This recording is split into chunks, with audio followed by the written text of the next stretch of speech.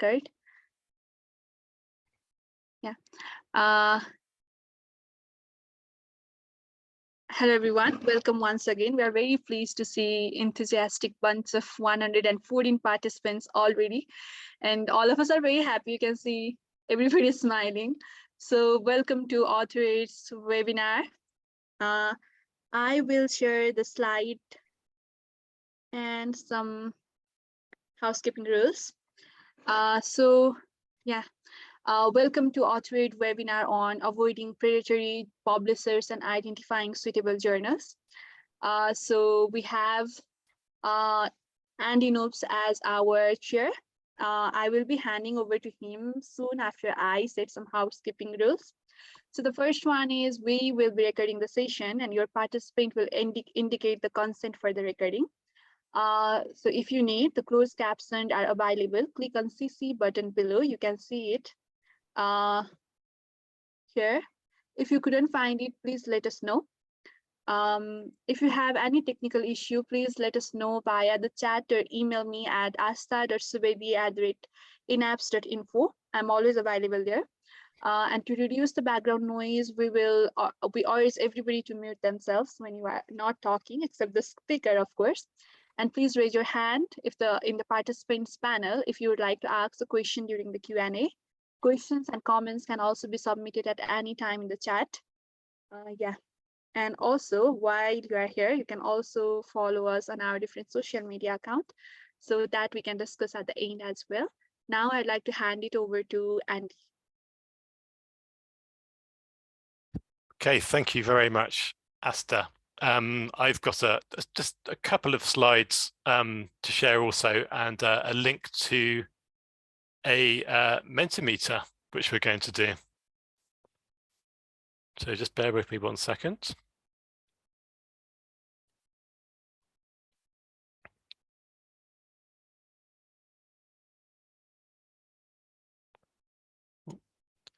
Right. Oh. Okay.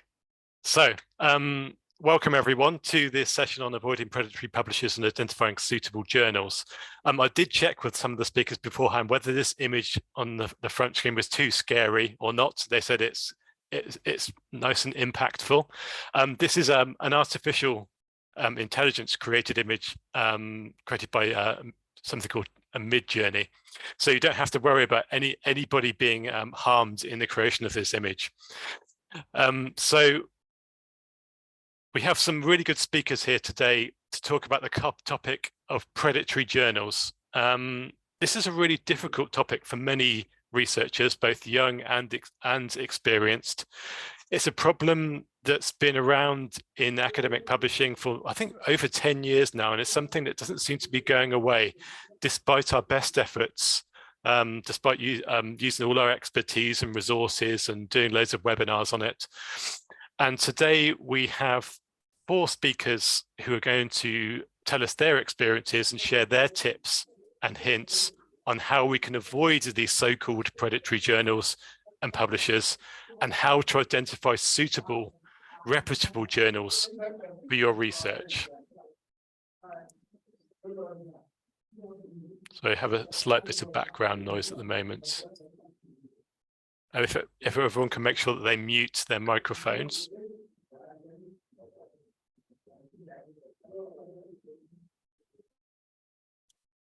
Okay, thank you. So our speakers today are on the screen now, and I'm going to do some very short introductions in a moment, but just to also let you know about the webinar format. First of all, I'm going to give the 4 speakers each 5 minutes to talk about their experiences and talk about their advice on this topic. And then we're going to break out into a panel discussion where we're going to ask all the speakers 4 main questions.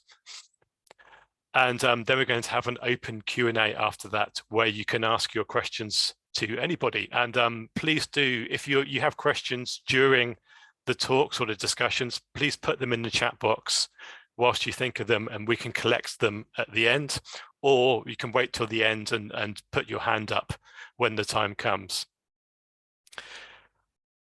Before we do that, though, I'd like to do a quick Mentimeter exercise. So if you could either get your phones out or get your computer ready to go to menti.com in another window.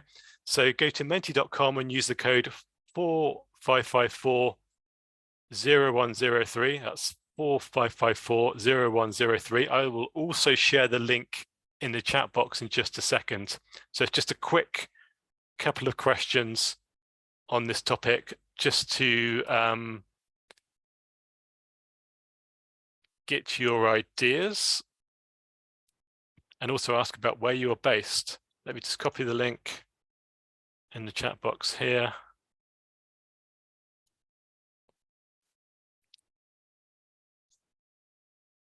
Okay.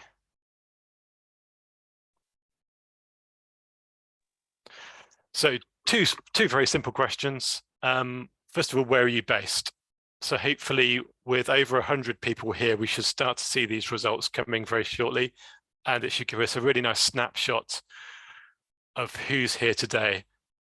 So far we've got Japan, Vietnam, Pakistan, Australia, Nepal, Nigeria, Sri Lanka, Burma, Kenya. Okay, excellent. We've got a really nice broad range of people from all over the world starting to appear.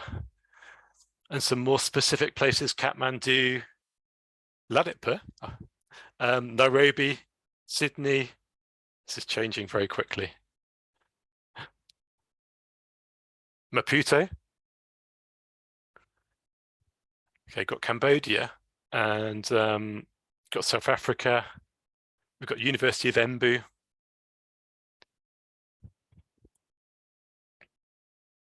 India, Germany.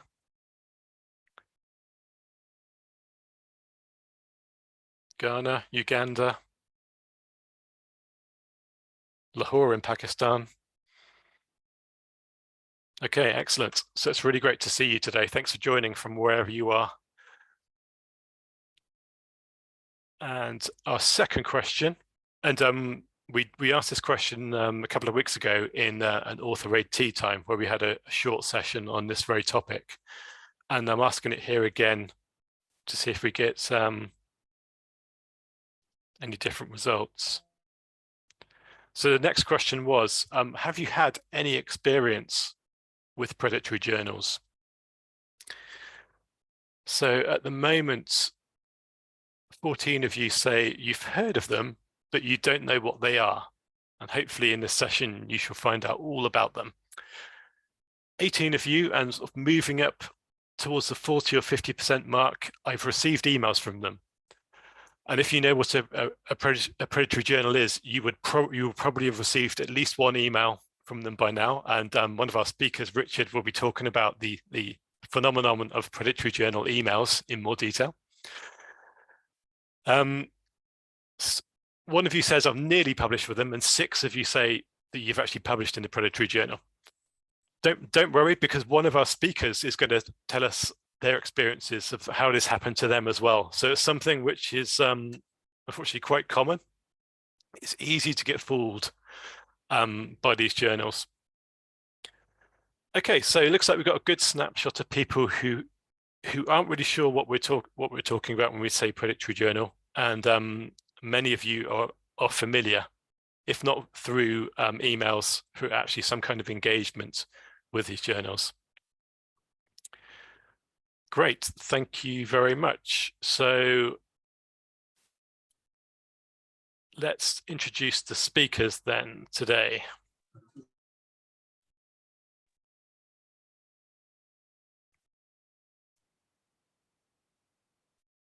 Okay.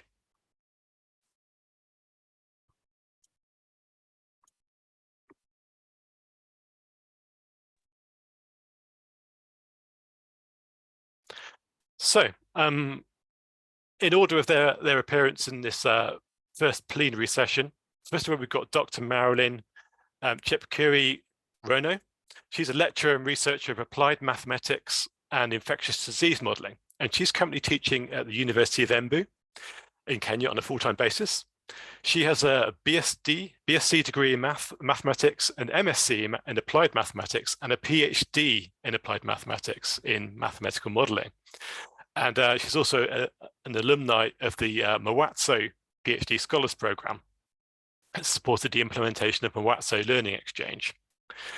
Her recent research has centered on constructing mathematical models to understand the transmission dynamics of HIV and AIDS among the adolescents and young people in Kenya. And she has authored and co-authored published manuscripts in emerging infectious diseases.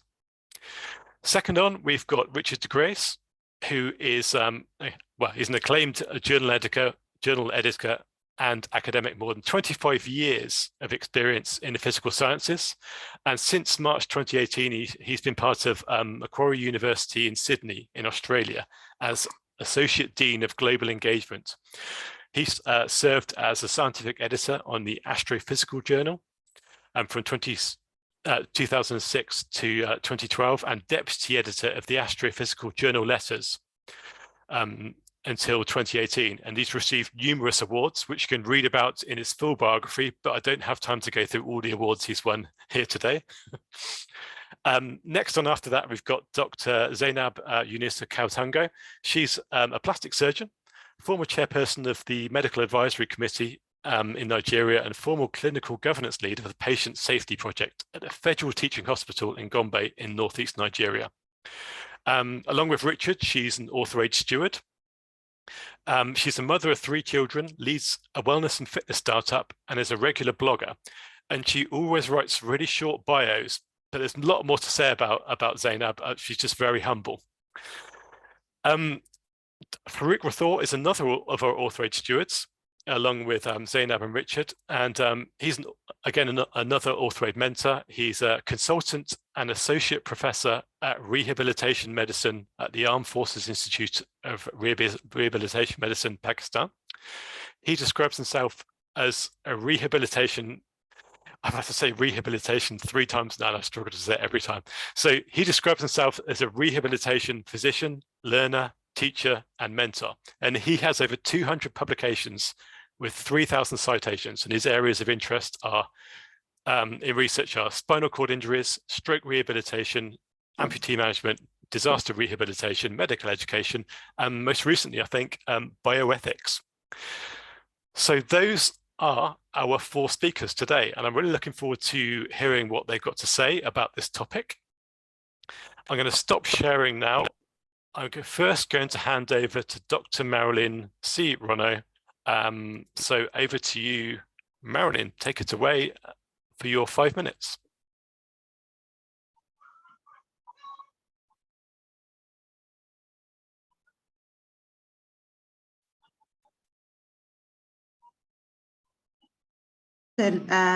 It's afternoon on my side. It's good morning, and I'd like to know whether I can be heard, Andy.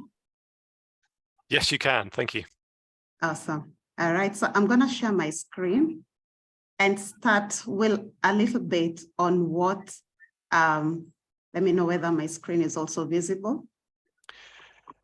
Yes, it is. Yeah. Awesome. Yeah. So I will speak on a little bit about my experience around publishing in predatory journals. I've seen many, when you did that a bit of a survey, there are those who have almost published in predatory journals. There are those who don't know what predatory journals are, and I believe they'll get a bit of an idea once we get through with this webinar.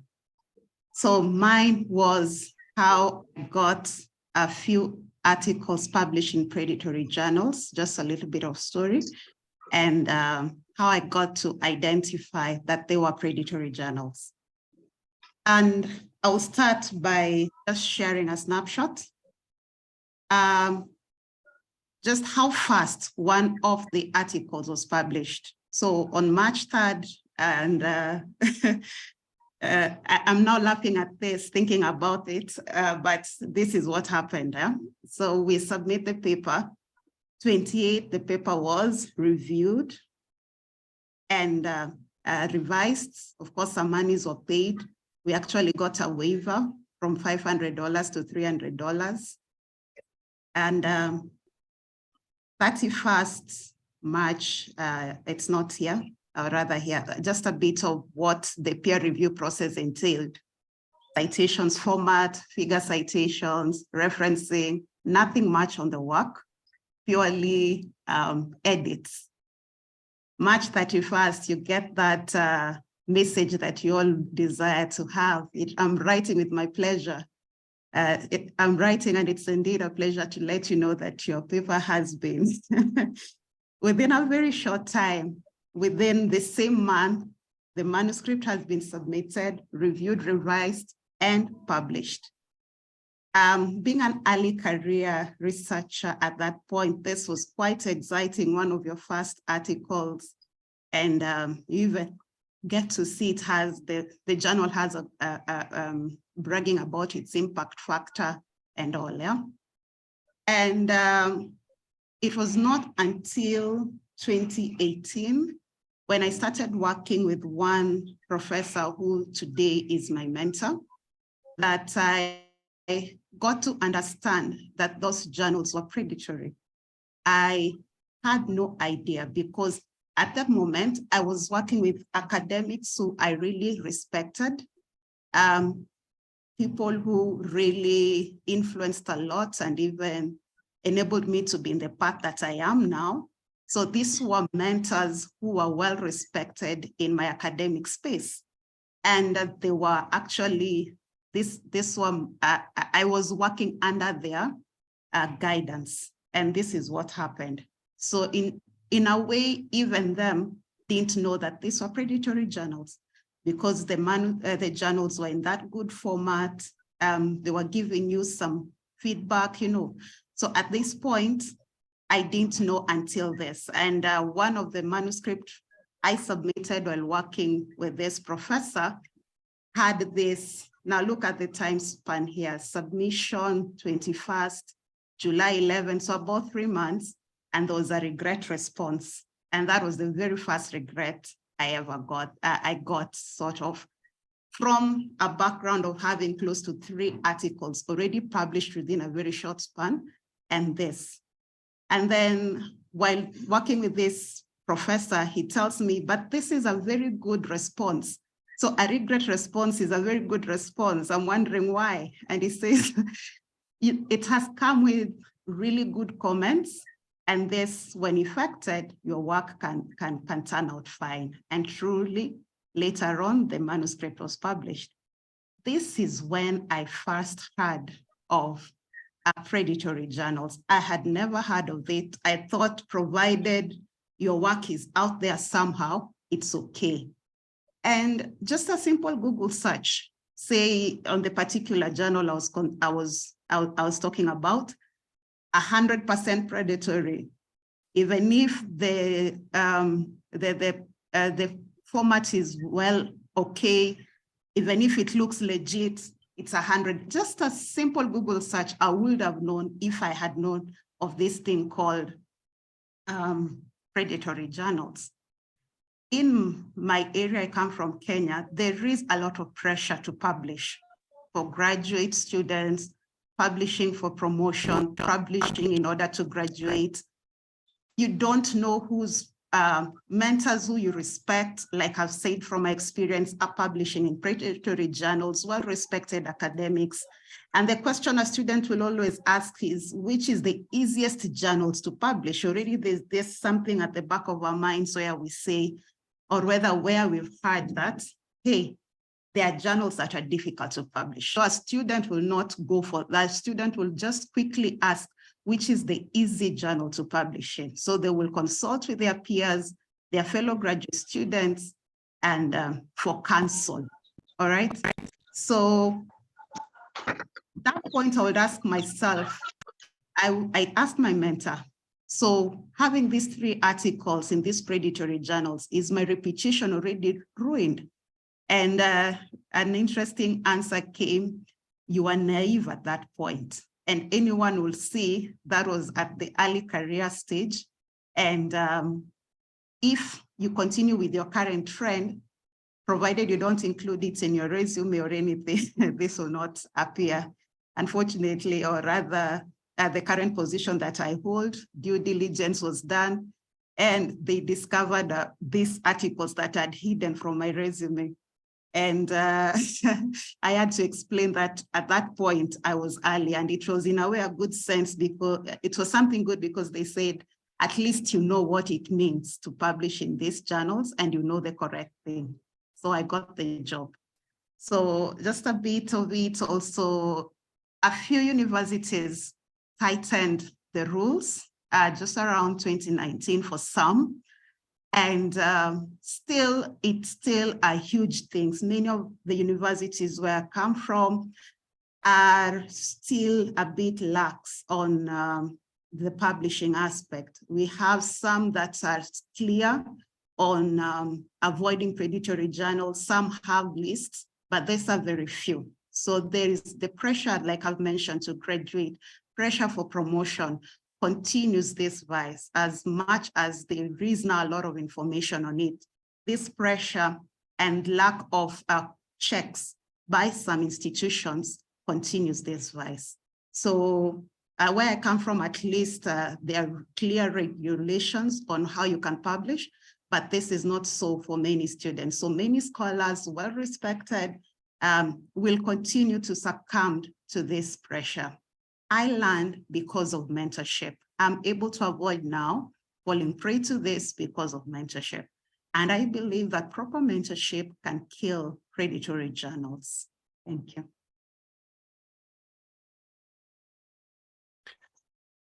Thank you very much, Marilyn. Yes, proper mentorship can have a devastating effect on predatory journals, I think. So let's invest in mentors, definitely. So let's go to Richard now. Yeah, Marilyn, can you unshare your screen, please? Yes.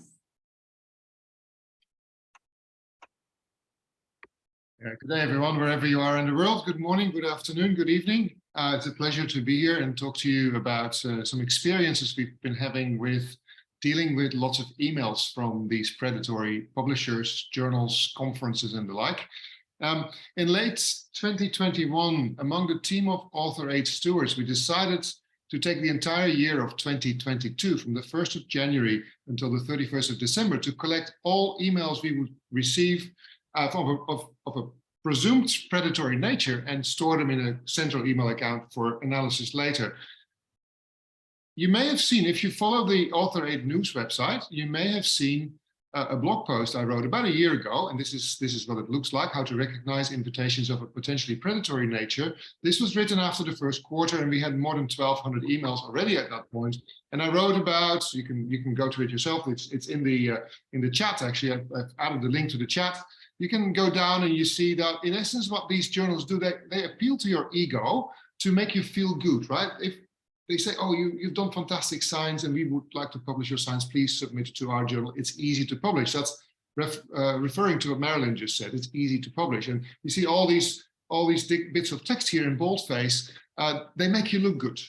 And so I will not go through this in great detail. I invite you to have a look at that blog post, of which you can find the link in the chat box. However, by now, stop share. I will share with you another file. By now, the year has passed, and by now we have collected almost 3,000 emails over the course of that entire year. There were pretty much all of the author aid stewards, about 8 or 9 of us, were active. We submitted the emails that we received and that we perceived of potentially a predatory nature.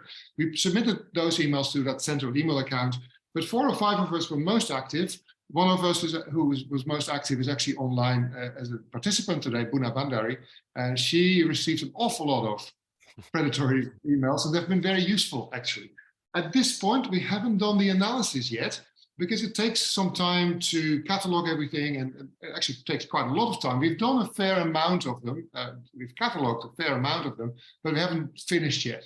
But Even so, I would like to share a few things I've learned from cataloging a few hundred emails now, and they're on this and the following few pages. I've just not jotted down some thoughts here. So 2/3 roughly of the emails we've received solicited journal papers. The other 1/3 roughly mostly wanted you to attend their conferences as a keynote speaker or as an attendee. Sometimes also they say, well, please submit to our journal. And by the way, do you also want to serve on our editorial board or be a reviewer of our journal? Let me tell you, that never happens in for genuine journals. They don't solicit editorial board members as a by the by in an email asking you for papers. So that it definitely is a sign of a predatory journal. That is a small number of solicitations, only several tens, I think, out of a few hundred I have cataloged so far.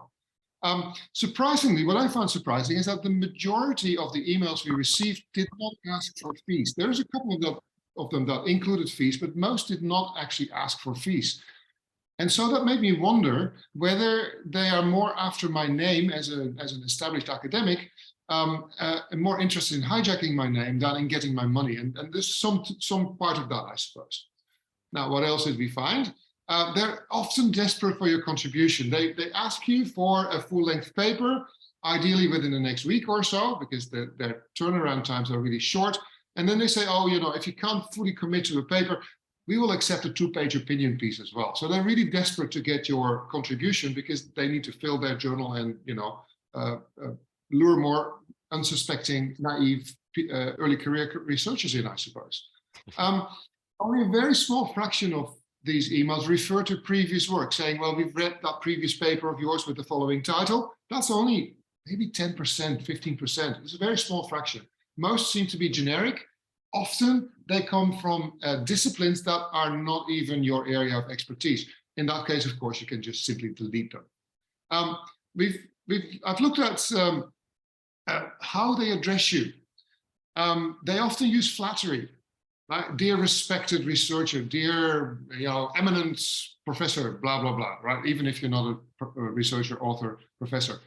So it goes from generic to very specific, sometimes the wrong name. I've seen a few emails particularly sent to Buna that was sent dear Dr. Xu, as in the Chinese name, or something similar. So that clearly was thoughtless, in essence, sent it to someone whose name is even incorrect. Then we often have emails that say, dear professor, author, or researcher. They don't even know who you are, right? So if you get an email like that, there's a good chance that they're not genuine. More interestingly, perhaps, the sign-off. How do they sign off? Often generic, with important sounding titles like Director General, Editor-in-Chief, some chief, some director. Many of them are like that. Not all of them include their names. And so I think that's another telltale sign. If they don't sign off with their name, they're probably not genuine. And often they use the same names multiple times for multiple different solicitations. And here are a few names I've come across quite a few times. Angela Roy, Karen Sim, Dr. Anita Jana, Natalia Scott. They come back over and over again. They also use English sounding names, even if the country of origin may not be English speaking. Mary Johnson is one that comes back quite regularly. And you can, as I said, the country of origin might not necessarily be English speaking. You can find that out even if they don't tell you, because often they leave WhatsApp numbers or phone numbers. And frequently they're from somewhere in South Asia, very often from India, actually. That is not statistically sound. I'm just saying that this is my impression. Okay.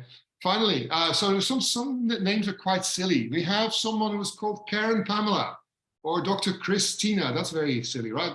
Christina in 2 words. Or Ricky Martin, the singer, if you may have heard of. Maeve Sophia, sometimes just the first name. And our host, Andy, is, of course, he came across as well. Our host, Andy Rose. Well, not Andy Nopes, but Andy Rose. Sometimes there is no sign-off, but you can check the email address, and the email address reveals that it's some person, and it's kind of a random person. And very often there is an element of time pressure. Please submit this month, and we will reduce your fee from $500 to $50. But you have to do it in the next week, otherwise we will increase the fee again. Right? You're being put under pressure to get a better deal. If that is the case, don't respond to it, because it's most likely not genuine. Finally, Often the journals that they pander are broad journals with titles referring to American Journal of, British Journal of, European Journal of, but then the contact number has +91 India, right? So be very suspicious if that happens. I'm not saying that these journals are not genuine, but if the phone number doesn't match the masthead of the journal, be very suspicious that these might not be genuine journals. I've not talked really about conferences, but one thing that struck me is that quite a few of these conferences say, dear Professor so-and-so, they don't even know your name, or dear blank, comma, we would like to invite you to be our keynote speaker, and we will cover 2 nights in the Hilton Hotel in San Francisco, or in Dubai, or in Xiamen in China, right? In all these sought after resort or tourist destinations. And that might sound fantastic. Oh, I only have to buy a flight and I go there and they pay for my hotel. Well, that's to lure you in. These conferences might happen, but they might have multiple conferences at the same venue, where a lot of unsuspecting, mostly junior scientists are being lured to, and they all get grouped together in the same room, and the conference is of questionable quality. So again, they try to lure you in and attract you with all kinds of interesting offers, but don't believe them at face value. Many of them also cite impact factors, which are usually not genuine or are not even linked to, for instance, the journal impact factors that we use and that seem to imply quality. So be very, very suspicious of anything that you get unsolicited, right? The unsolicited aspect is the problem here. Well, those are my impressions from the first few hundred emails that we've been cataloging. The work is ongoing, and Buna and Hasib, one of the other Author Aid stewards, are happily helping me out, but it's going to take a bit longer before we've done the full analysis. Thank you. Okay, thank you very much, Richard. It's a fascinating topic. Very interesting styles you get in these emails. That'd be great when you see your final report. I would also like to hear more at some point about the different fonts and colors that you use, but perhaps that's for another day. Okay, so the next speaker on our list, I believe, is Zainab. Zainab, over to you. Thank you so much, Andy, and welcome all our participants. I don't have slides, so you have to be looking at my pretty face for the next 5 minutes. Okay, I'm going to be talking mainly about lessons I learned from the good work Author Aid has done, called Think, Check, Submit. I thought when I first came across it, I thought, oh, fantastic. All the work has been done. All I need to do is spread the word and teach people. So here we were on one such forum. We were giving a teaching and I was telling them about Think, Check, Submit. And one young man got up and said, my problem is when you say I should think, I will only think to question it when I suspect there's something wrong. And that really hits me hard, because learning from what Marilyn said, what Richard has said, these are early career researchers. They're thinking, oh, I finally have my first paper out and I'm ready to publish. And the impression in most developing countries is international journals should be your gold standard. That's where you're aiming for. So once you hit one, and then they're even giving you a discount, you wouldn't think. So it was a really big question. Why should I think? So now for all of you listening, now you should know that you should think, especially as Richard and Marilyn mentioned, once you start to see big claims, international, and then when you look at the journal, it has no direction. Everything is published there, from plant biology to medicine to philosophy. Everything is there. You should start to get suspicious. So you should start to think. And another thing I think that predisposes people to going for predatory publishers is the fact that till today, I still did a cursory survey last week of a lot of centers where plastic surgeons in particularly are training, because as part of our training, postgraduate training especially, we're expected to do participate in journal clubs. And most of the articles reviewed are published in international journals. So when you now say that think, and then one of the things you're supposed to think about is, do you know anybody on the editorial board? Do you know somebody who's published in that journal before? Have you read any article by somebody you know? It's a no. So you can understand why a lot of early career researchers are going to be falling into this trap for a very long time without mentorship.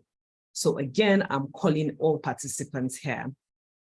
Now there's a reason to think.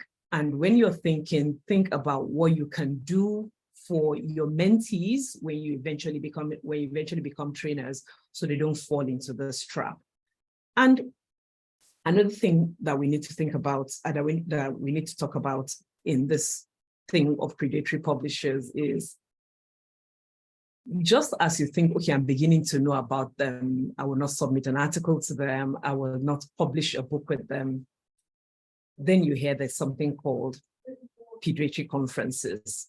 Who would think that anybody will organize a conference just to make money off you? Another pitfall, as Richard has really emphasized, is a lot of the problem is a lot of these emails, a lot of these invitations are unsolicited. So here you are, early career researcher, and then somebody says you're going to be keynote speaker in something. It's your ego they're massaging. And think about it. You don't know them. They're going to be sending money to an organization that you do not know. So it's time for us to start to think and think deeply and research further.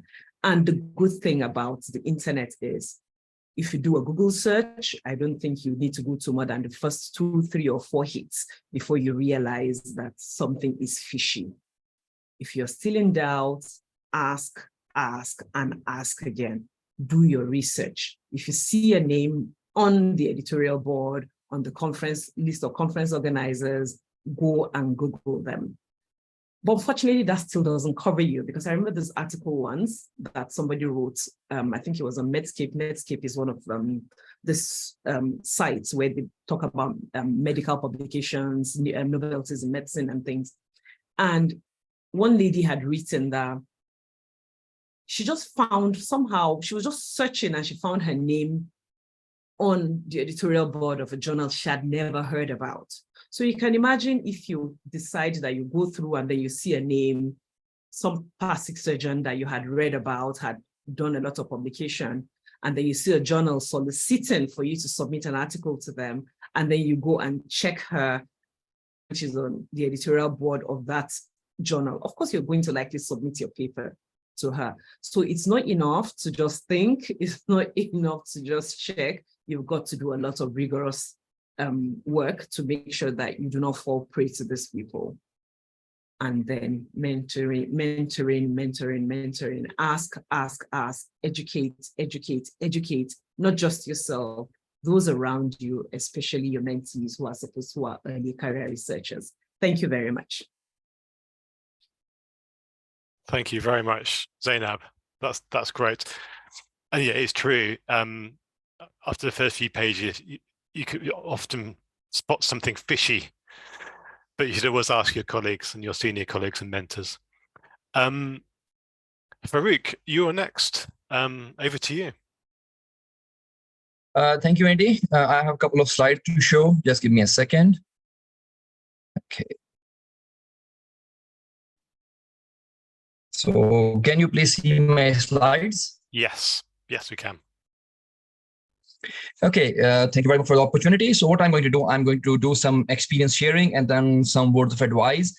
Most of the advice has already been covered by my colleagues, and probably it's going to be a bit of repetition, but as I say, like repetition is good.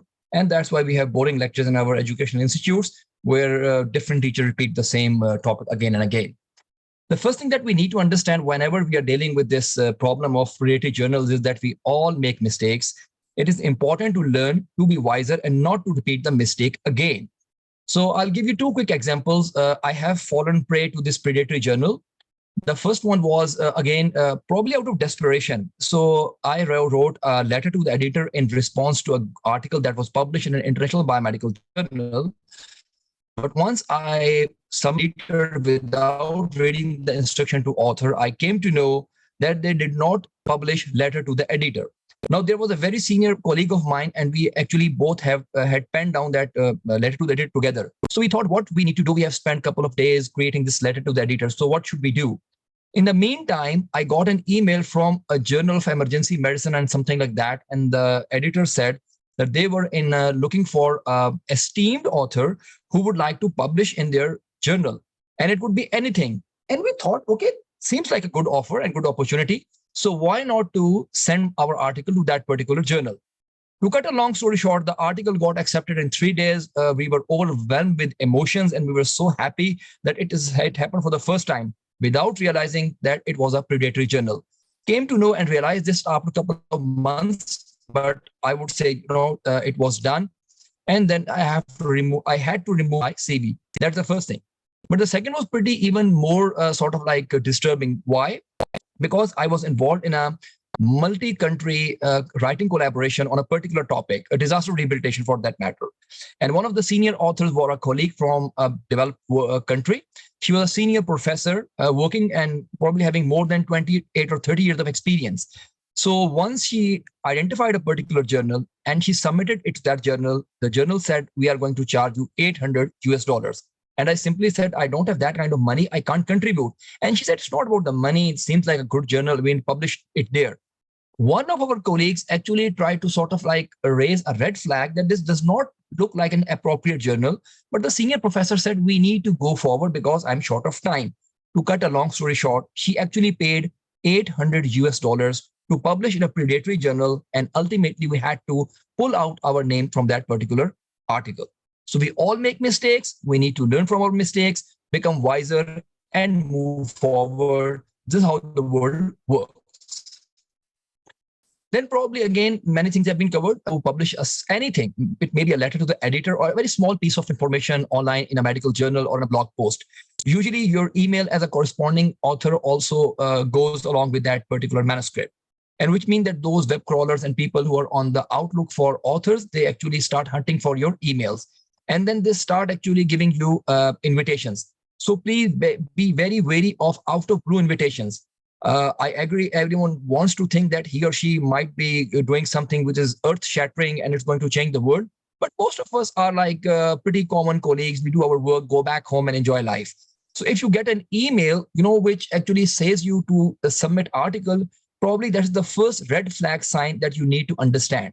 Because in today's world, there are thousands and thousands of high quality journals, and they're already overwhelmed with submissions. They don't have time that they are going to reach out to authors unless it is a special issue or on a particular topic. So if it is an out of blue invitation, probably that's a red flag sign and you need to mark it as spam. Another thing, if it seems too good to be true, then it's ain't true, my friend. So don't get impressed by things like international, global, European, and American. Apart from predatory journals, there is another concept in which is known as fake journals. So journals actually try to mimic the name of famous journals that are being published. For example, I'll give one example. One of my friends 10 years back, so he rang me up and said, sir, I got an invitation from the British Medical Journal of Excellence. I'm really excited. So is this in somehow related to the British Medical Journal, which is one of the top most medical journals in the world? And I said, no, there's no British Medical Journal of Excellence. There's only one BMJ, and we all know that. So rest by words like international, global, European, and American. And as they say, Richard mentioned this, they would try to massage your egos. And again, not a disrespect, but even if you're a young undergraduate student who has published something, you are a young faculty member, you are simply a lecturer, still the email would say, Professor, my esteemed colleague. It actually feels good when someone calls you by these. No need of getting too much excited. Just step back and see whether this is an attempt by a predatory journal to hunt your good articles. So don't fall for that trap. And if the email praises your work, that is probably equivalent to a Nobel Prize winner, and you know that you have so far published, probably it's time to mark that email as spam. It is a predatory invitation. Don't go fall for that. Another thing is, just because journal is mentioned in a good database. For example, I'm a doctor, I'm a healthcare professional. So for us, Medline or PubMed is, a very a high quality resource. But unfortunately, even some predatory journals over the last 1 decade got indexed in Medline. Similarly, Google Scholar is pretty. You need to understand Google Scholar does not apply any particular checks before they start indexing any journal. So a lot of predatory journals are found in Google Scholar. So you have to use the advice that my colleagues gave you, that even if it is in Google Scholar or Medline, it still might be predatory and waste of your time and energies. And common sense is probably not that common. So you need to use a common sense, and a little bit of common sense goes a long way. Many of these common sense points have already been covered by my colleagues. Number one, many a times you write articles as in a group. So you might be the fourth author or the last author, and you are the corresponding author. So it has happened with me many times. So they would actually address me incorrectly, or they would actually put the name of the first author of that article while asking me to submit an article, a red flag sign.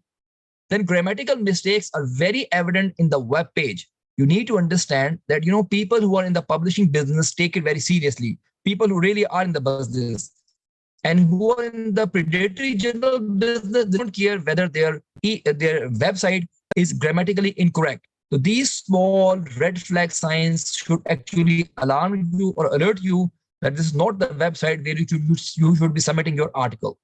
Then they ask you for email submission. No good journal in the world is going to ask you to submit the article as an email attachment, and that too on a Gmail, a Yahoo Mail, or a free email server. Good journals don't do that. They have online journal submission systems, OJS. And even in developing world, these OJS are now freely available, and any good journal is not going to ask you to submit it via email. Then no journal, again, no authentic journal is going to ask you to give your WhatsApp number, or they're going to display their WhatsApp number for quicker communication. Please remember, publishing article is sort of a formal and it is an academic task. You don't need a WhatsApp number to publish article or communicate with your editor. Then if you try to explore the editorial board, you might not find the information, or the information will be totally irrelevant. And it's a good exercise. You can do that. So if you think that a particular journal is predatory, please go online and try to check the credential of the editorial board member. And many a time it has happened with me that I try to identify a couple of journals in rehabilitation medicine that were predatory. And I was surprised to find that the people who were mentioned as editorial board member had nothing to do with the rehabilitation medicine. Some of them were from agriculture sciences. One of them was an orthopedic surgeon. The other was probably a biochemistry expert based in Japan, who had never actually worked with this rehabilitation medicine.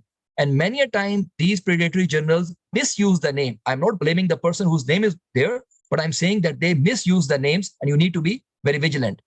Then Google Help is a great help. So if you think that a particular journal is a predatory journal, please go and scroll down. In the end, they usually will have an address of a European country or an American country. And if you Google out that address, and especially try to use the Google 3D image, you would find a parking lot or maybe a very beautiful plaza and something that has nothing to do with a publishing business. So again, Google Help is a fun thing and very helpful.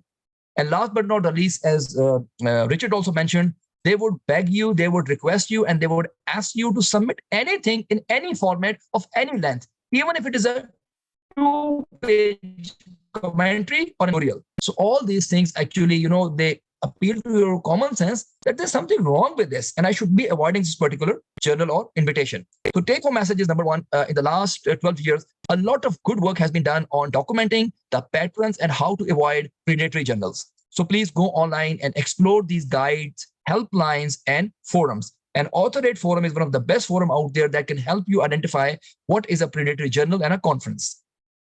Then please go out. Please ask for help. Please ask people for their advice. Ask your senior, ask your colleague, and ask your supervisors. And get a lot of good advice from your colleagues. And again, please, whenever you are about to publish your article, always try to use this website, thinkchecksubmit.org, and it's going to give you an idea whether the journal that you have chosen might or might not be a predatory journal. I thank you all. I'm done. Brilliant. Thank you, Farouk. I really like the advice to use Google Maps. I've found some really interesting results on Google Maps. I ended up in car parks at very small residential houses. So yeah, that's a really good tip. And sometimes even if the publisher has a really grand looking building, they're using something called a virtual office or forwarding address. So they might be in some plaza in New York City, but if you Google that address, it's a virtual office. It's just somebody there handing the mail, passing on the phone call. So yeah, definitely look into the address as well. Okay, thank you, everyone. I think you've covered some really important themes and you've given some really good tips, even in those short presentations. So I'm going to throw a couple more questions at you as a group, our four main facilitators. So what I'll do is I'll highlight our speakers now. And by the way, you're welcome to disagree with each other when you discuss. If I can just, there we go, there's Zainab. Okay. Brilliant. So we can see our four speakers all together. So I think you've probably answered some of the questions I already had prepared to ask you. But what I'll do, I'm going to flip things slightly now and ask you, what tips do you have for researchers who need to find an appropriate peer-reviewed journal for their research? So now we're thinking about how can they find the right journal rather than the wrong journal? What tips would you have for them? All right, if I can kick off. Yeah. Refer to some of the things that Farouk actually said, because he came with a number of good suggestions. In particular, you will have written your literature review and you will have written your discussion. In those sections, you will have referred to other papers in the field that are genuine papers, I assume. And so look where those papers were published. If a lot of the papers you refer to were published in a given journal, that might be a good fit for your work. Now, there are many other ways, but I leave that to my colleagues. Okay. Good tip, Richard. Anybody else? Yes, I think one good tip for me, especially, again, my main focus will be for those in the Global South. Don't look towards the big journals, because what is the aim of your research? To disseminate knowledge mainly, isn't it? And if you've done a local work as an early career researcher, your impact will be better felt, your message will be better understood in a local journal. And those local journals are those that you most likely know, and they're very unlikely to be predatory. So that's my first tip for those in the Global South. Then my next tip will be, if you're not working with some really big name, like now there's so much international collaboration going on, and I don't think you should aim for the big journal, but if you are, then the person is likely to be an experienced researcher. They're likely to have a lot of they're likely to have a lot of international collaborations. And in that case, the possibility of you publishing in a predatory journal is likely to be very low. Thank you. Thank you, Zainab. So Marilyn and Farouk. Farouk, go ahead. Yeah, so as you said, we can disagree with each other. So I have a little bit of disagreement with Zainab here. Because, again, I work in Pakistan, a developing country. And, whether we like it or not, unfortunately or fortunately, publishing in an indexed international biomedical journal for a researcher based in a developing country does make a lot of difference. And if you ask me, at least I know with my colleagues, maybe because of training, because of enthusiasm, many young undergraduate medical students are actually starting off their publishing careers by publishing in high impact, good quality journals. And that actually brings them more recognition, more collaboration, and sort of more like laurels. And then it sets into chain as an event where people are actually trying to approach them for good collaborations. So if you ask me, yes, at least in Pakistan, if you publish in a local journal, that's fine. But if you publish in an international journal, it's going to give you more credit, more value. So again, if possible, I would rather say, why not to aim for the stars, and you might touch the moon. Even if you don't aim for the moon, you might not even touch the clouds. So that's my disagreement. Yeah. Let's see if Richard agrees. That's a specialty. Yes, reaching for the stars is what I do for a living. Yes, as I'm an astronomer. Exactly. No, but go and follow your follow your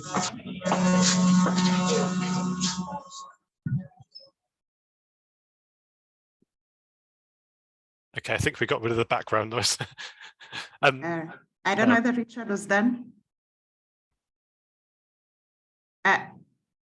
Okay. My point. I don't. You're getting me? Yeah. Awesome. So mine would be, while we should look towards the senior researchers in our area of expertise, we should also be careful. I think from the comments that we've had here, a few still have fallen prey to predatory journals. So while it's good, just check consistently the publishing track. By attending to in some of these conferences, you'll get to know where most of them publish, as that can help, as well as attending trainings. I was fortunate enough to, I think when Andy was introducing, he said I was part of the Mawazo Institute's PhD Scholars Program, and I got to go through training to avoid on how to avoid publishing in predatory journals. That was really helpful. The 206 participants here, I think at the time I was checking, just by attending this webinar, I think somebody has been assisted today. Whoever didn't hear or whoever hadn't heard of predatory journals has gotten something today. And I think this is already eye-opening to many of us today. Yeah. Absolutely. Thank you, Marilyn. I think I'll probably go to some of the questions that I've found in the chat box now and put them to you. This one might cause some disagreement. Is there any correlation between the amount of the charges and the quality of the journal? How do you define quality of a journal? I think that's the first open question. Yeah, what should we read into those kind of article processing charges? There is a difference between subscription-based journals, which are sometimes published by commercial publishers, sometimes by learned societies, and open access publishing, which are often also published by the same kind of entities, but also solicited by predatory journals. I have the impression that predatory journals ask for lower fees to entice you to engage with them, while some of the genuine journals ask for quite high APCs, article processing charges. For instance, well, Nature, the top journal in many fields, of course, asks for quite a high fee.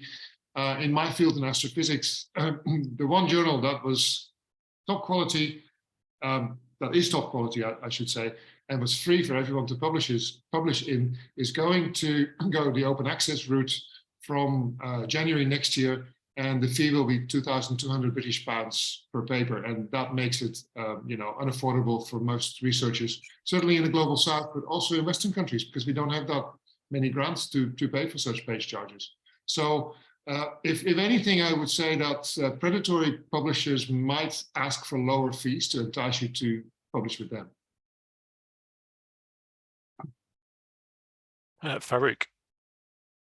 And one thing more, I agree with Richard, so a legitimate journal or a high impact journal might have a very high publishing fees, but they have a process there in which you, if apply, they would actually give you 50 or maybe 100%, but that process is not based on some kind of to and fro email communication as if you are dealing with a street vendor. It is a very formal procedure. You have to apply online. Sometimes you have to fill in some details. You have to justify why you're asking for waiver. You might want to say, I'm a PhD student. I'm an undergraduate medical student. I work here. This is my organization. I'm not having any sort of funding at all. But you can see that the quality of my manuscript is good. So you might want to consider. And many times they would actually say and mention that the review is totally independent of the decision to give you a waiver or not. So again, don't get confused by a high APC, because you might actually get 100% waiver if you are in a group B or A country. Thank you.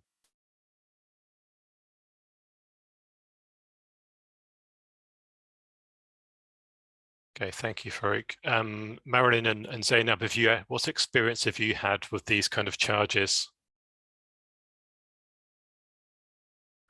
I know of a very close family member who soon after they got appointed as a lecturer in the university, they wanted an article published and they wanted what journal was asking them for $150. And I tried to draw their attention to the fact that this journal looks suspicious, but she was like, well, I've got to make my promotions and the institution does not do, at least at that time, was not doing a rigorous check. And how I got to know about it was they were trying to pay with a card and the card was not going through and they wanted me to use my card to pay for them. Well, they were going to refund me, so I paid for them. And then about 5 years down the line, they came back and said, oh, I wish I had listened because the university is asking me to remove that publication from my submission. So it does happen. $150 as at that time in Nigeria wasn't too much money compared to what it is now. So as was pointed out earlier, the amount is kind of small so that you're enticed to pay, and it does happen. And I'm sure that you picked the point that this person was warned, but because they needed to make the promotion, that publish or perish thing, they were still willing to go for it. So some people don't know and some know, and because they think they will not, in quotes, be caught, they're still willing to go for it. So it does happen. Thank you. Yeah, I think on my part earlier on when I was mentioning, there is this waivers that sort of attract everything that we have been, that has been mentioned today by Farouk, Richard. Words that are used to entice you, pressure from around, you know. Yeah, but at the same time, there are waivers still, even in the reputable journals, depending on where you're coming from. I think I got plus one gave me, I think from one of my articles, 100% waiver. And yeah, so I think depending on where you're coming from, see what offers are there. And Farouk said it's not something that, it's not a waiver that is on email. There is a process application, checks and things like that. Yes, so I think the think, check, submit that Zainab mentioned is something that we should take advantage of. Yeah. Okay, thank you, Marilyn. So yeah, some really good answers there. And I picked up on, I think both Farouk and Zainab have mentioned that sometimes those charges are suspiciously low, which perhaps you might not think makes sense, but there's a suspiciously low fee which kind of attracts you to submit to those journals, might mean that it's potentially a predatory journal. And there's also something that Richard said there. I think the important difference between subscription journals and open access journals, that many journals don't charge a fee at all. They will publish your research behind a paywall, but that doesn't attract a fee for you. So somebody asked in the chat, what about free publishers?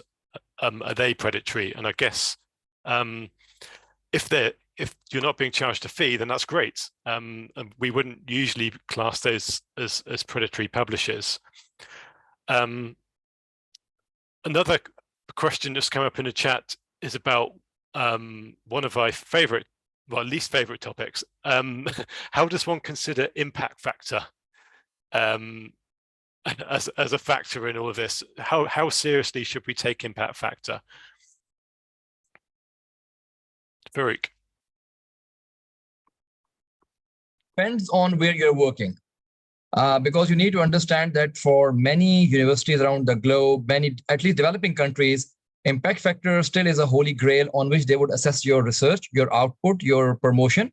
So you might have published like 20 articles in a non-impact factor journal and they won't give you any credit.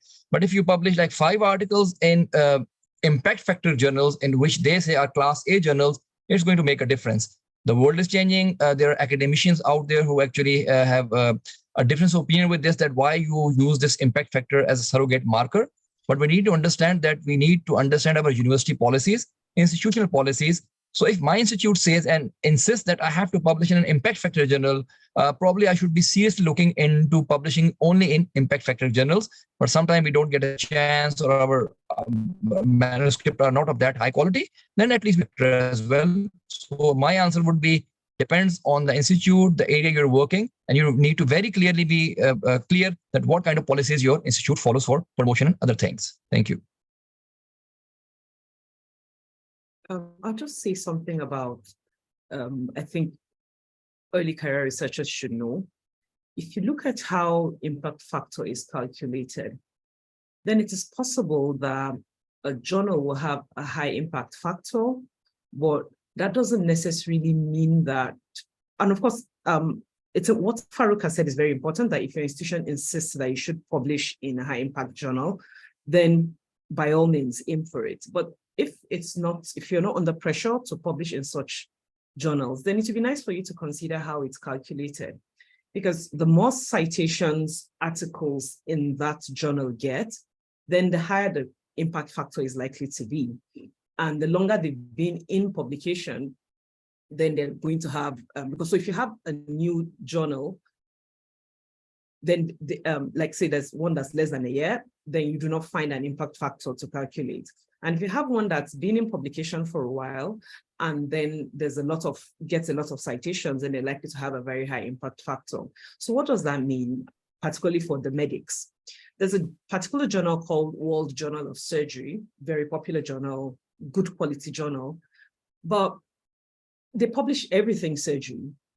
So that means if you are in a particular specialty where, let's say, for example, maybe those who operate on just the eyelid in plastic surgery, then that means you have fewer people in that specialty. And that means you're not likely to get a lot of citations for articles on eyelid surgery published in that journal. So if you understand that, then it doesn't mean that a journal isn't a good one to publish in, because it's very widely read, but then you're not likely to get a lot of citations from articles in that journal. I hope I'm not confusing you here. What essentially I'm trying to say is impact factor on its own, except if your institution insists on it, should not be something that you run after to publish your article in. Thank you. Yeah, if I can just follow up on that, I think what you're saying, Zainab, is think audience, right? How do I reach the audience I want to reach? Yes, and yes, thank you. Unless you are obliged to publish in high impact factor journals, think where can I reach my audience best? Is that the local journal because my research is local and will have an impact on local politicians? Go for it, by all means. If it's international because your research is more blue skies, pure science, that might be an international journal. Yeah, so audience should be central to your choice of journal. Thank you for that. Thank you.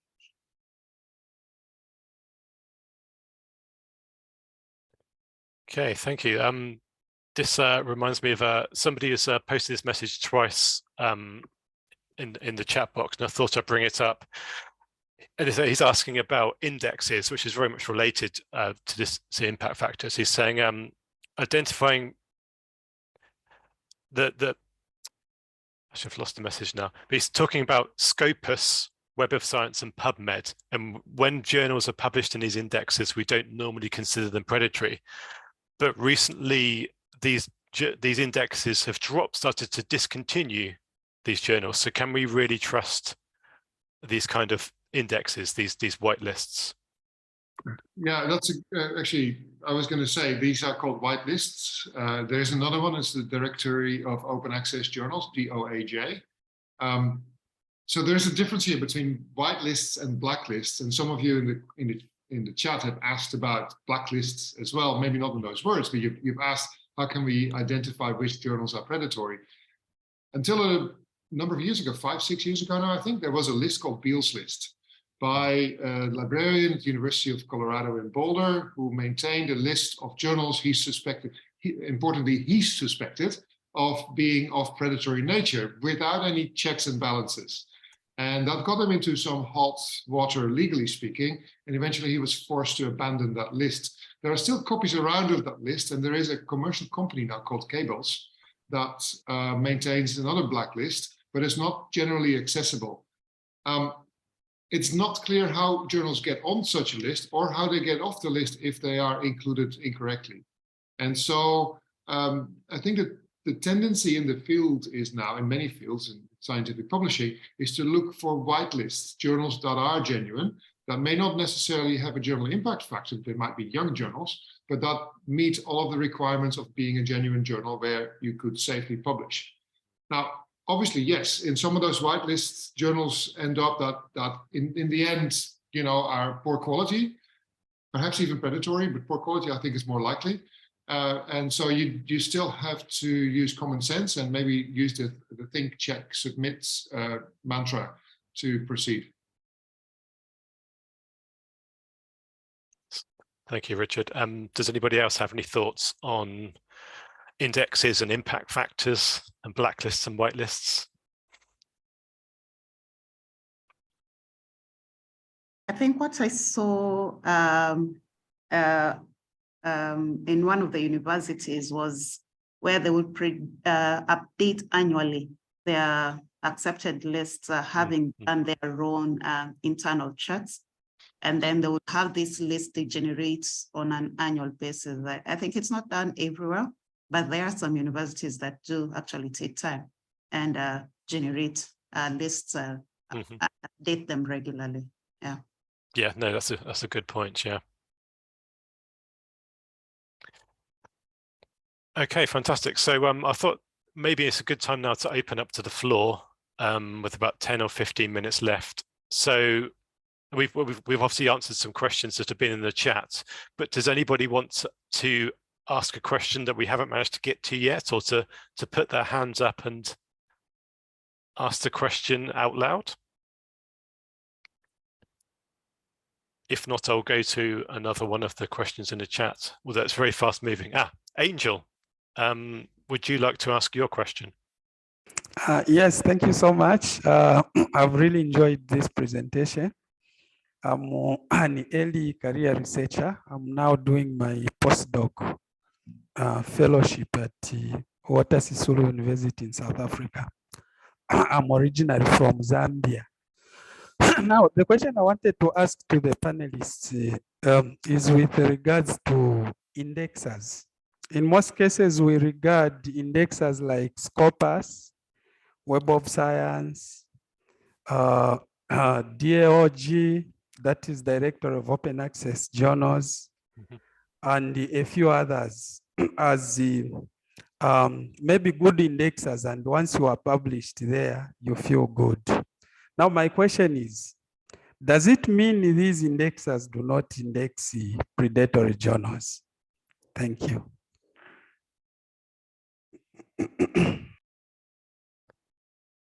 Okay, who wants to go ahead?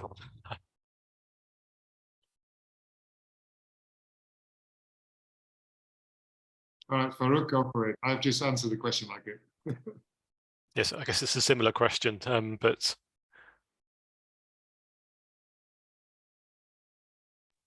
should I answer? yeah, go ahead, please, Farouk. Oh, sorry, I had some issue with my connection. Okay, so you know, the issue with indexes, you know, I always tell my colleagues who ask me this question, I usually categorize these kind of journal index in two types. One could be a local index, your national index, and other could be an international index. So all of these international indexes, Scopus, DOAG, and, you know, Medline. So usually they have very sort of a stringent criteria in which they would include journals, and they might exclude journals based on their own criteria. So usually I have seen that these international indexes are usually stringent, a bit better. But then you have actually indexes for almost every country. I know for sure my country, Pakistan, has a medical journal index. India has an index. Bangladesh has an index. Probably Nepal has one. China has their own multiple indexes. Brazil and, you know, the Southern American countries have their own large index. So again, it depends on, again, it goes back to, in my case, to the same question. You see, what are your institutional policies?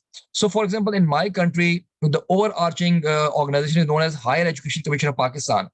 They have their own index and a list of journals, and they would accept only those journals if you publish in that particular list.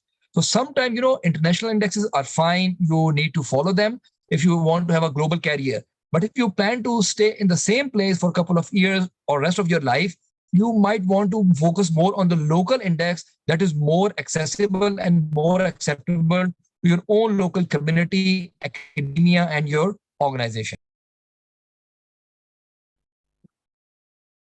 Okay, good point, Farouk. Thank you very much. And I think generally speaking, we can trust indexes like Scopus, Web of Science, DOAJ. Even sometimes those indexes drop a journal for various reasons, but we can generally trust those indexes. But of course, there are regional indexes. Also, one other index we haven't mentioned is somewhere like African Journals Online. And as Marilyn mentions, institutions release their own list of approved journals as well. So it's not just those sort of international indexes. We've got two people with their hands up. Should we go to Evelyn next? Hello. Hi, Evelyn. Thank you very much for your presentation. I've learned a lot, and I also want to make a contribution and ask a question. Sure, go ahead. From my few years of experience, I have realized that now the term predatory journal is widely used. It's no longer just for the dubious deals where people want to exploit authors or researchers. Now it seems that it covers journals that have good intention, but they are not able to meet the standards that are set by regulatory bodies. So sometimes you realize that you have a journal that is in good standing at a point, then at another point it falls off the standard. And sometimes you might, at the time you are publishing when the journal is in good standing. Then before you realize, after you have published, it falls off the standard and it is labeled predatory. You submit your paper for promotion or something and they say the journal is not in good standing.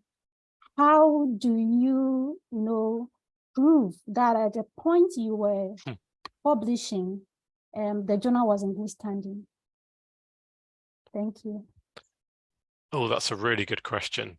And it also speaks to some of the sort of gray areas that we have between predatory and non-predatory. And how things have changed, and that Richard's got an example of that, which I'm sure he'll share at one point, but he wants to answer Evelyn's question first. Yeah, I can maybe say something that came up when you asked the question. There is a difference between predatory journals and poor quality journals. And predatory journals are out to get your money. They want to get your money without doing much work for it, right? They might do a little bit of work, as Marilyn showed in her example earlier at the beginning of the webinar. But predatory journals first and foremost want your money. Poor quality journals may not meet the right standards, but they might not be predatory in the sense that they will publish some work that may not pass peer review with other journals, for instance. So I think that is an important difference. It doesn't happen very frequently that journals go from good standing to predatory. They might drop in quality, but if they go to predatory, then we tend to talk about hijack journals. And that happens occasionally, but it doesn't happen very frequently. If that happens, it's usually documented on websites like Retraction Watch or some of these websites that track what happens to journals. Even Clarivate itself might track that and publish it somewhere. I don't know for sure, but I think Zainab wanted to say something. Because you had your hand up.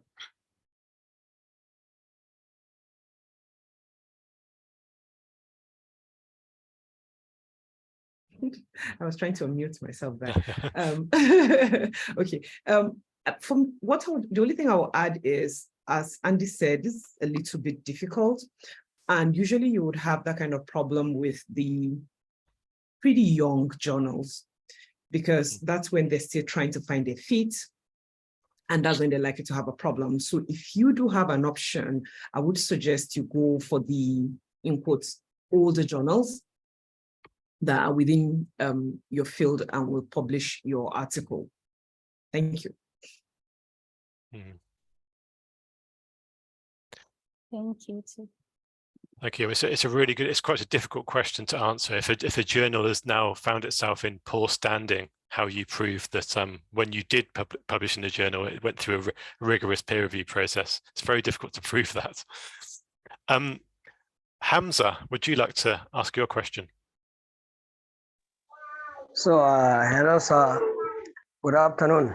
My name is Hamza Alhaji Abdullahi from Federal University of Kashere, Gombe State, Nigeria. Thank you for organizing this wonderful webinar for us. I have two questions. The first question is that, please, can you advise us as an earlier researcher, is it good to publish our papers in a local journal, or is of great importance to publish them in an international journal? Which one is more preferred, taking into cognizance our level, that is the earlier? To help us with the list of quality journals that are free of charge.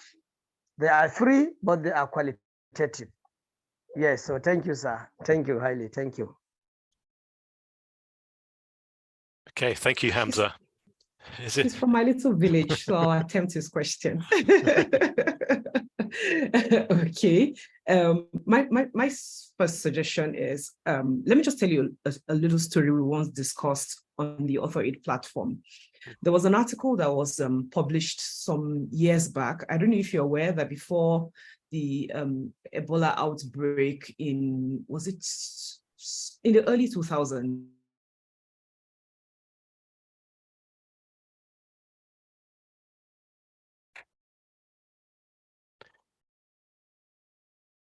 Did we just lose Zainab? I think so.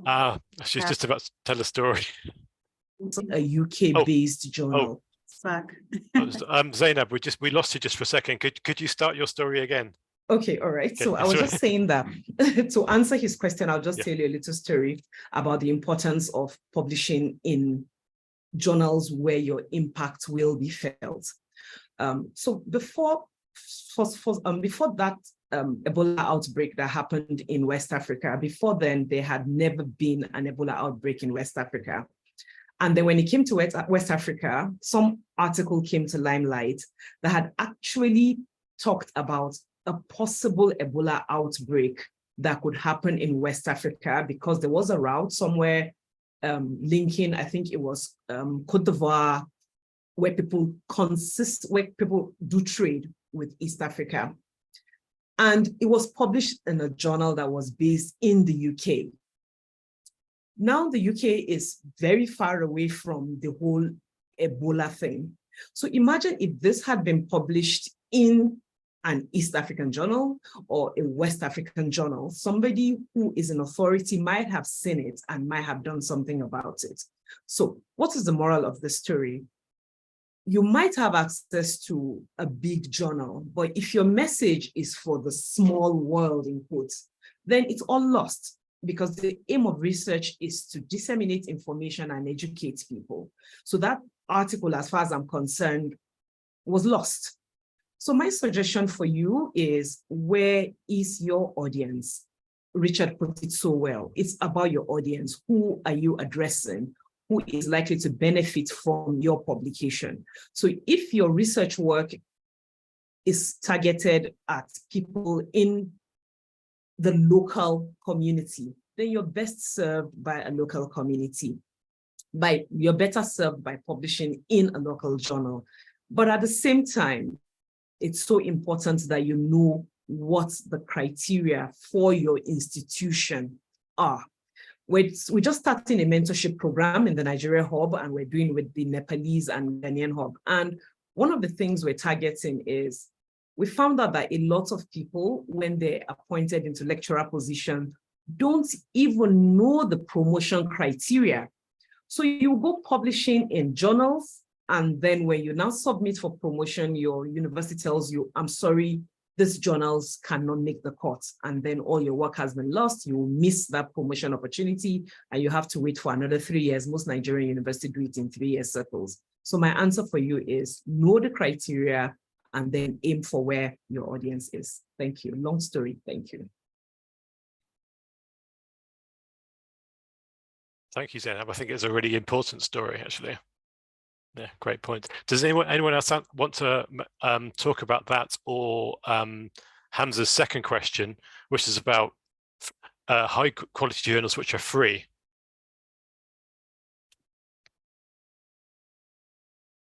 We've got a couple of minutes left.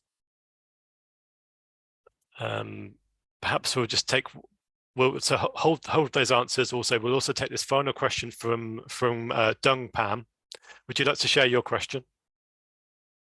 Yes, thank you very much. Dung Pam from University of Jos, Nigeria.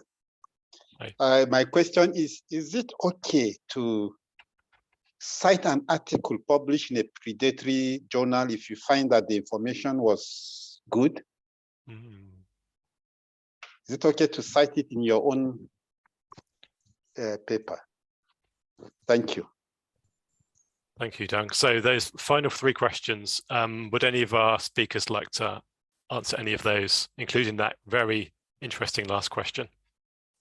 The very last question, I would say, don't cite predatory journals, even if you think that the information is correct, because people will know that the journal is predatory, and if you cite it, they will think that you don't, that you did not act on the right judgment. So don't do it. In addition to the fact that okay, go ahead, Marilyn.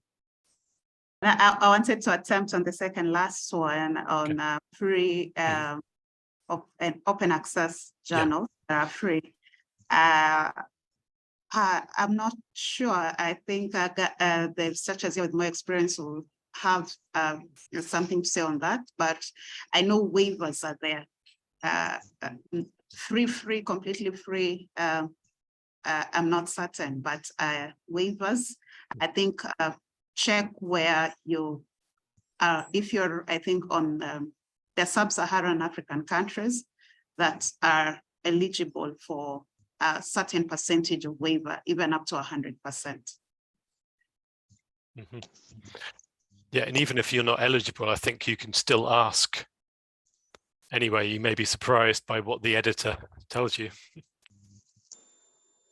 Okay, we're almost at the end here. I don't think we have any time for any more questions. But does anyone else want to answer any of those existing questions or give any final tips? I was just going to add. Yeah, Zainab and Farouk. Yeah, I was just going to add that if just somebody was asking about citing an article in a predatory journal, if it's a really good article and then the author finds out, that's the author of the article you wanted to cite, finds out that they publish in a predatory journal, they're allowed to withdraw. And if they withdraw and you've cited it, what's going to happen to you? Think about that. Thank you. That's interesting. Thanks, Zainab. And finally, Farouk. Yeah, just a quick thing, we discuss a lot about predatory journals, but we also need to be aware of something called clone journal. So, I mean, it's nowadays, because of this advice and, checklist, it's pretty easy to identify a predatory journal, but still, a clone journal might actually baffle and make even experiencers fool of themselves. So a clone journal is a one which is a very a close copy of a legitimate journal. They might use the same name and they might use even the very similar URL address, and they have the same claims. And I know for sure a couple of my colleagues have actually fallen under the trap of this clone journal. So please go online and explore this concept as well. The clone journal, and one more is the hijack journal. We don't have time to discuss all of them. So there are 3 things you need to understand: predatory journal, a clone journal, and a hijack journal. And they're a bit interrelated because the aim is the same: to make as much money as possible through illegal means from unsuspecting authors based in developing countries and all around the world. Thank you. Okay, thank you very much, Farouk. As you say, that there's so many topics here that we could cover. We'd need several more webinars to cover things like clone journals and hijack journals as well. So And I know we haven't been able to answer everyone's question. There's so many other things that we could talk about in great detail, but I think the answers that our speakers have given here today, I think have covered some really good advice and some really good tips and resources you can check out. So do watch this webinar back, and once we will share the recording later on to everyone who's registered for this event.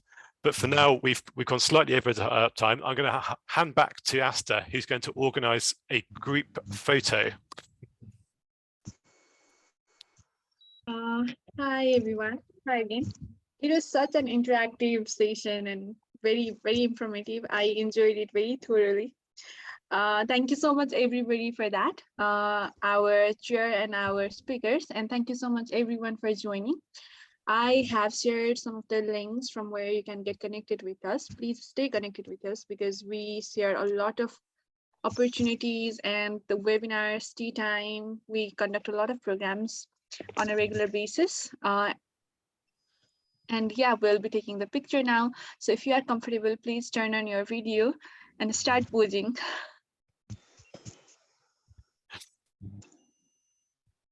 Now we will wait for a minute or two for everybody to turn on their camera.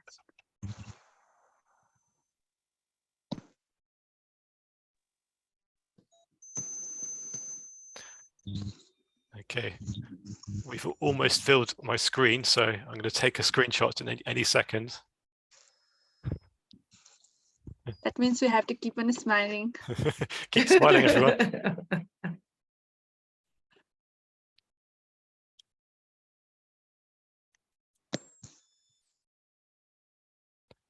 Okay, one more. Oh.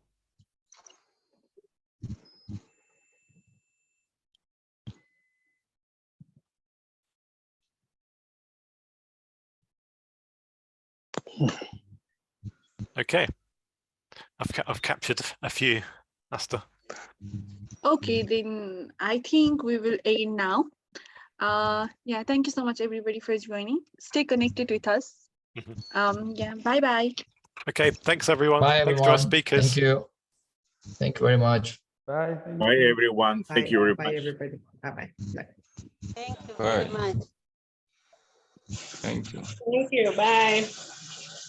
Bye. Thank you. Bye. Bye. Thanks.